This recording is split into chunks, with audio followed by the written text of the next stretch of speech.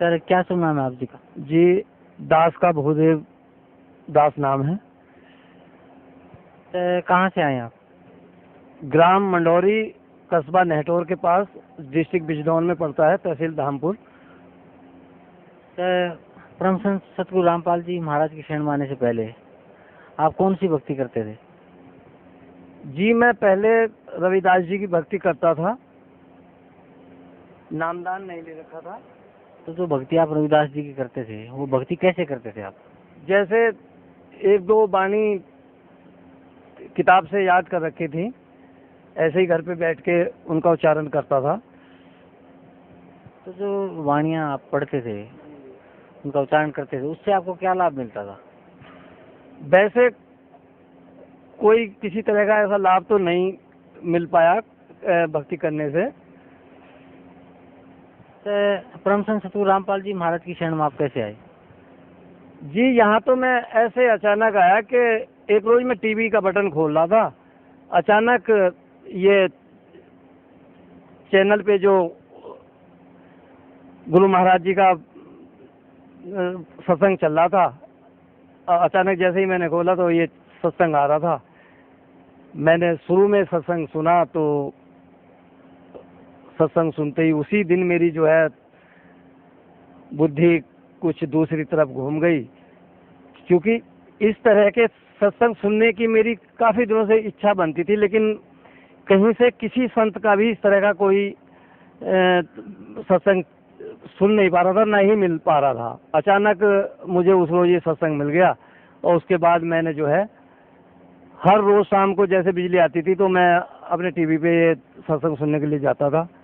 तो कई बार सत्संग सुना, सुनते सुनते फिर मैंने अपने मन में ये धारणा कर ली कि संसार में जो है अगर कोई ज्ञानी संत हैं तो ये हैं, नहीं तो संसार के अंदर कोई संत नहीं है।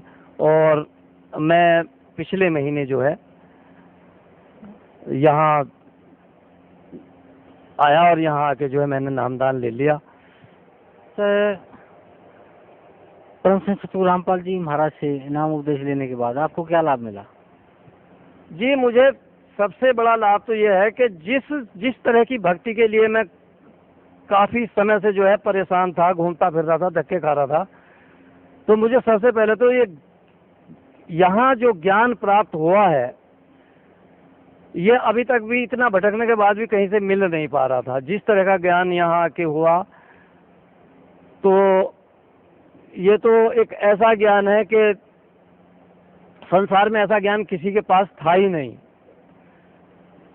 और जगह भी मैंने जाने की प्रेरणा भी की और ये भी कोशिश की कि मैं कहीं से सत्संग भी ले लूं, लेकिन मुझे कहीं से भी जो है जच नहीं पाया कि कहीं पे ऐसी चीज़ें हैं जिस तरह की जो है इन सदगुरु महाराज जी के ज्ञान से प्राप्त हुई।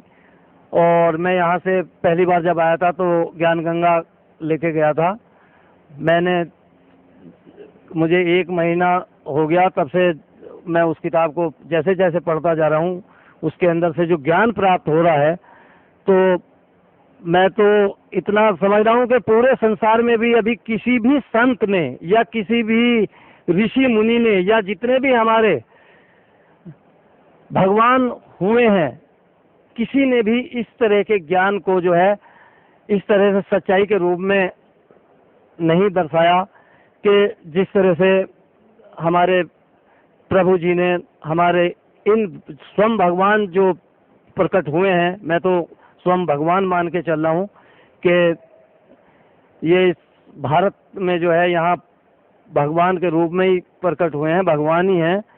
नहीं तो ऐसा ज्ञान एक साधारण मनुष्य या ऋषि मुनि ने आज तक नहीं दे पाया और ना ही संभावना थी कि कोई इस तरह का ज्ञान यहाँ प्रदान कर देगा।